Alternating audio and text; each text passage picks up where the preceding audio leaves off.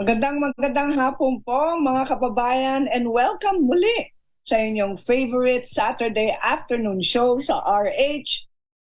Kaya mo yan, kasama si partner Emer Gingon at si Chairman Ricky Alegre na asan ba si partner Ricky ngayon? Ang daming trabaho. Kaya... Dahil sa gobyerno. Yes. Bravo. Yes. Magandang hapon. Good afternoon all over the world. And yes, DZRH, we're back. Yes. Kamusta? Tayo mga kababayan, nandito ulit tayo sa Kaya Mo Yan.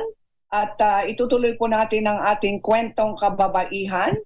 Partner Emer, please introduce our very special guest. Wow. Civic leader and philanthropist. Yes. Ma'am, Ageless Beauty. Yes, eto na naman.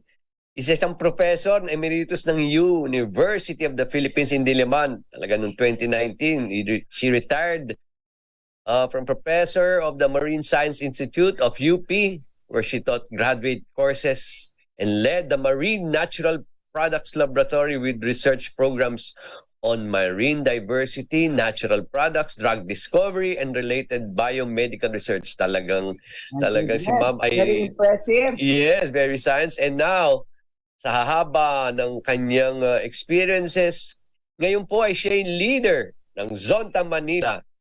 Now, she is the president of Zonta Center PD classes. Tapos meron din po siyang mga dami-daming missions ng Zonta. Once again, we are honoring ang kababaihan ngayon ng month of March. Once again, let us welcome Gisela Concepcion. Hi, Gisela. Welcome to Kaya Mo Yan. Maraming salamat, Miss Cory and Emer. Yes, I'm glad to be here. Yan. Itutuloy natin ang mga kwentong kababaihan kasi siyempre, Women's Month. Yes. And we have to share the good news kung anong kabutihan na ginagawa ng kababaihan ng Pilipinas. Lalong-lalo na mag-umpisa po tayo sa Zonta International District 17, Area 1. Yes. Ito, ang ganda ng kanilang tagline. Build a better world for women and girls. Matanong ko nga, are you a woman or are you a girl? Once a girl. Once a girl. Now a Wonder Woman. Sasagutin tayo ni Gisela. Okay, Gisela, you're on. So, pwede ko bang i-show ang slides ko ngayon, Cory? Yes, ma'am. Yes, ma'am. Okay, maraming salamat for this chance to talk about our Zonta Club of Manila Foundation, which is the oldest Zonta club in Asia. Palakpakan natin yan. So anyway, I just saw that merong parang parody of Zonta Club. Merong sine, the Women of Tonta Club. Yes, meron nga. Meron. Mukhang cute naman. But anyway, I think many of us know na Zonta is known for its advocacy of protecting women and children and girls from violence, and also for empowerment of our women and girls through education. So anyway, we'd like to start by showing you that we celebrated National Women's Month in March. We were invited to Luneta Park by the Salute to a Clean Flag group. That's an NGO also. And we dressed up in Filipiniana. And we symbolized, what we think we should show to our country and to our flag, and that is patriotism and citizenship. With that, you see that it is a very formal ceremony. I probably will do it every March in the succeeding years. Pero ang maganda dito, we honored two servant leaders. One is our immediate past president, Mrs. Nene Pelim, whom I succeeded, and I'll tell you more about her later in our Tondo Center. And the other one is our partner. This is Mercy Abad, who is the president of Ahon sa Hirap Incorporated, or ASHI, an NGO that is involved in microfinancing for 113,000 women now. Okay, on the right side, we just celebrated also Zonta Rose Day, and then this is an annual celebration. And here we recognize Zontians who have served in government. So here you see the picture of former DOT Secretary Mina Gabor. Okay, and then we have all of these, and I'm like, marching on. Okay, so next slide is on how Zontians work to stop violence against women and children. And that's VAUC, right? Ayon ako dyan. Yes. Ayon talaga dyan. Masyado. Away, itigil ang violence against women, ang pang-aabuso ng ating mga kababaihan. Ang may alam po dyan sa violence or abuse pati ang mga ASHI. Ang ASHI presidency, Mercy Abad, has documentation of this. So this is part of the UN 16 Days of Activism Against Gender-Based Violence. Ngayon, first, we have this annual, mounting of tarpaulins in different public places, including our schools. Here's a hospital, and this is a building. And then we had our area director launch this campaign to purchase an anti-VAUC defense alarm gadget that sounds an alarm. I have it here, but I don't want to sound it. Or do you want me to try it? Defense. Right, we only have 10 only have 10 minutes. All right. So never mind. So that's we're buying these things and giving them away. And then in my Just na yun, sipol ba yan? Or sipol. Uy, ang ganon. Yes. Ito kung ganon. Oh, okay. So please help us, no? Yes. Ayaw dapat na ganon. Oo. Hindi lang para sa women or people walking in the dark. For the elderly or yung mga bata, no? Elderly who have an emergency. Anyway, on the right side, this is spearheaded by our Marikina Club. And this is a motorcade, Stop VAUC. And this is graced by Marikina officials, including former Mayor Marites Fernando. But my club spearheaded these two webinars, and these are medical and legal warriors of VAUC. One is Pauline Convocar, an MD, who's a doctor to the Barrios and a specialist in trauma care. And this one is very famous lady, Katrina Lagarde.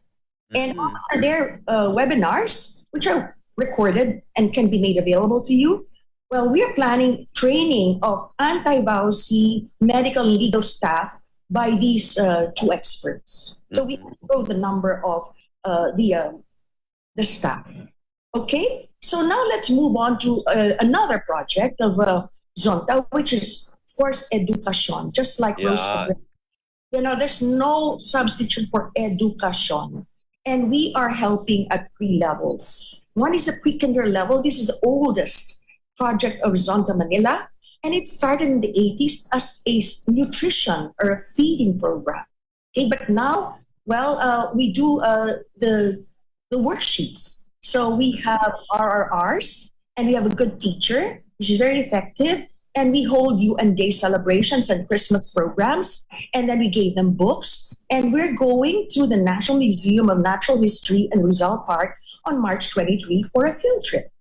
Okay? Now, for the secondary level, and this is where maybe we can connect with Rose as well. We are supporting Raha Soliman SNT High School in Binondo, Manila.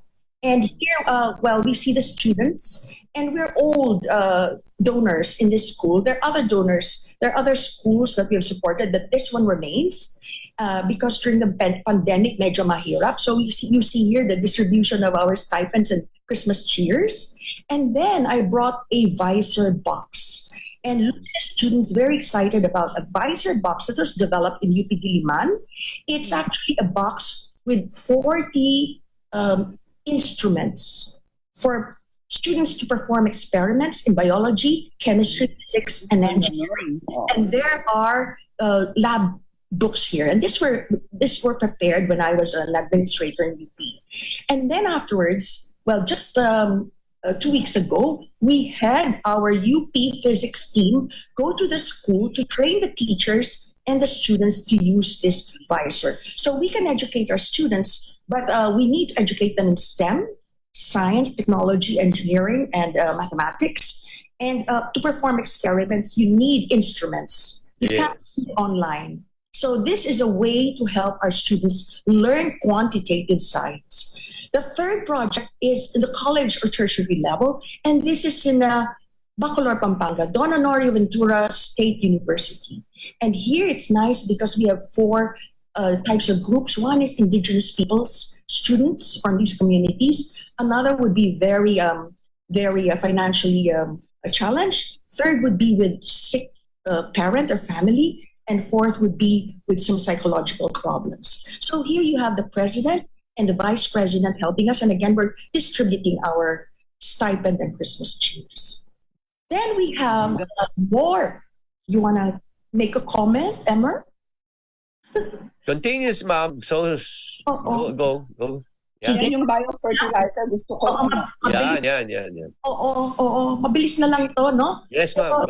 Siyempre, the theme is always education and training. Whether it's the youth or whether it's our nanays or, our teenage pregnant women or mothers. And this is where we dovetail with Rose because we actually work with Father Ben Nebres and the and Ma'am Dr. Mel Oracion.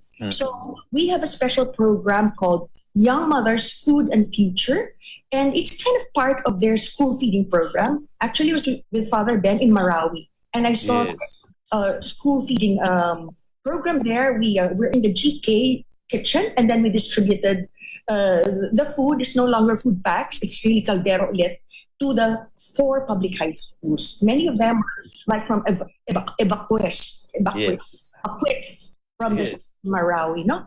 So here you'll see how they do it in Ateneo.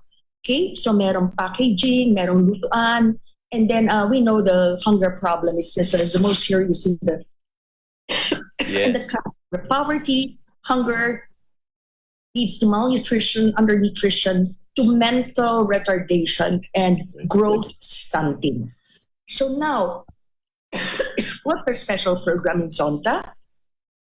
It's for teenage mothers in Payatas, Quezon City, and just providing them the food packs, or the weekly food, the Father Ben. We're also providing them their education. So we've chosen 4 of them. They're here. We've actually Zoomed with them. We've met them, and they were carefully chosen by Dr. Oracion and her team of ACED, and they're the ones likely to complete their high school, college, or tech voc studies. And for them is to have a job or a livelihood. And this is the program here. Do you see my arrow? Yes. I have a question though. Para sa mga gustong humingi ng tulong sa Zonta, in support of your projects, no? Siyempre in line with your thrust ng Zonta, paano ba sila makakapag-contact sa inyo? Well, I provide my email address later. But generally, yung Zonta kasi has its own identified projects. Tapos, yung mga members namin, actually, it's not such a big group with our own Manila 1. Mas marami pagka yung Area 1 of 15 clubs. Nag-join kami together for some projects that I will be showing you. Pero for these ones, we have like these 5 or 6 top projects that I'm describing to you. And then our members donate to the projects, and that's why they're sustainable. Ayun. At mananawagan ba kayo sa ating mga viewers? Yes. Televiewers, radio listeners, baka gusto nilang tumulong sa inyong mga proyekto? Absolutely. Kung maaaring tumulong kayo sa mga Zonta projects namin, sa projects ng ASHI at sa projects ng ACED, talagang welcome po kayo. Kung gusto niyo yung Zonta yung ang mag-partner with ASHI and ACED, making use of your donations, we will be glad to do that. Now, let me tell you about the left side of the slide. And this is again, siyempre nag-webinar si Dr. Oracion, and then nag-webinar din si Dr. Neri Agangan, Lincoln Bayad awardee natin ito for her invention of a biofertilizer called Yan. Yan ang gusto kong Yes. Kasi ako po, paninindigan ko ay talagang green living. Yes. Please, Cory, panindigan mo. Please help Nelly Agangan. She goes all the way to Mindanao. Ang dami na tinutulungan. Kasi biofertilizer ito and very effective. Tapos, hindi siya makaka-pollute ng soil. At mura kasi minsan mo lang i-apply for the life of the plant. Pero it goes beyond that eh. Hiningi ito ni Mercy Abad sa akin. Ano yung technology na pwedeng makatulong sa nanay farmers natin? Do you know the majority of our farmers are nanays or women? They're not men? Yes. So, ang ginawa namin, pumunta kami sa UP Los Baños Biotech. Tapos nag-lecture na doon si Nelly. Nandun yung farmers, nandun kami. And si Nina Gabor at ako and my sister, no? Tapos si Mercy Abad andyan din. Tapos, pagkatapos, bumili kami ng microvam. Kalahati ashi, meron kasi silang credit line sa land bank. Tapos, sila. So, meron silang pondo, meron nag-invest rin kami ng kalahati. Tapos, afterwards, follow up ko sa kanya, sabi nila, yung una raw na tanim, hindi kasi bumagyo doon sa Laguna Farm, sa mountains, sa Kalayaan Mountains. So, ang ginawa namin, pumunta kami doon mismo, kaming mga Zonchans, pumunta kami sa mga nanay sa Laguna Farm, sa Kalayaan Mountain Farms. Tapos pumunta ulit si Nelly at nag-lecture ulit doon sa mga nanay farmers. So ngayon, hinihintay natin ang resulta niyan. Pero ito, science kasi ito Cory, Emmer. Yes, ma'am. Yung ating mga farmers matuto ng makagamit ng products of science, makatuto ng agricultural science. Okay? So ito naman ang ASHI. Yung ASHI na yan is really Microfinancing. Microfinancing, ang kanilang return rate sa land bank napakataas. Before the pandemic, bumaba ng konti during the pandemic, pero tumaas na naman after the pandemic. Ano ang sikreto ni Mercy? She groups them into 5 and she mentors them on Christian values. Self-worth. So, tapos may paluwagan din sila. Tulong-tulungan. Ang dami na niyang naitulong dyan kasi na-link na rin niya sa market. So, meron silang connect with Jollibee, the group that has a foundation that also trains these nanay farmers and then buys their produce. Very good. Yes, ma'am. As we honor the Women's Month, kayo po, talagang as our last segment na po natin ngayon, bakit po masasabing kaya mo yan dahil sa dami-daming ginagawa yun, dami nito, what are really the values needed para makayanan natin lahat ito? Ito pa nga, hindi biro maging leader ng isang civic organization. Oh, yes. Gisela. Hindi. Ito. So, isa pa, meron rin kaming naging project, Phoenix Foundation. So, yung kanilang mga experts naman doon, nag-lecture sa aming mga nanay farmers on financial literacy. Ganon. Okay? Importante rin something to get Zonta, pero sa totoo lang, sa Zonchan. Yes. Sa Zonta, Muntinlupa, dati. Before I became a Italian. Pero, Mang Emmer, ang mga lalaki, pwede na rin mag-join ng Zonta. Meron. Anong tawag sa amin? Zonto. Mga zontos. Okay. Once again, yes. Last slide na. Siyempre naman, climate change, lahat tayo, ravaged by climate change. Pero yung talagang vulnerable dyan, yung mga mahihirap. Kaya ito, scientist na naman ito, no? Mangroves and beach forests. Pero there's everything, a little something for all of us. Pero napakita ko na rin ito kay DNR Secretary, no? Na pwede tayong magtanim ng mga hardwood at yung mga matitibay yung mga roots sa beaches at sa mga mangroves, pati na rin sa loob, sa lowlands, kasi they're the one that can withstand the storm surges. At doon nakakapit ang mga tao para mas save sila, no? Para hindi sila wash away ng mga waves. Dito naman, nag-tree planting kami, nag-mangrove seedling planting kami sa Noveleta, Cavite. At you can see here, kasama namin ng DNR. So, very good. Last naman aming na lang. Siyempre, kailangan rin namin ng fun. Kaya Christmas, tapos nag-tour lang kami sa Binyan, sa Alberta Mansion. Tapos nagkaroon kami ng fantastic lunch hosted by Chief Manaka. Yes. Chef RV. So Very good. Yun na lang ang gusto kong i-share sa inyo. Okay. Thank you very much, Ma'am Gisela. Thank you so much, Miss Cory. Gisela. God bless you. And Maraming salamat. Okay. see you soon. All right. Thank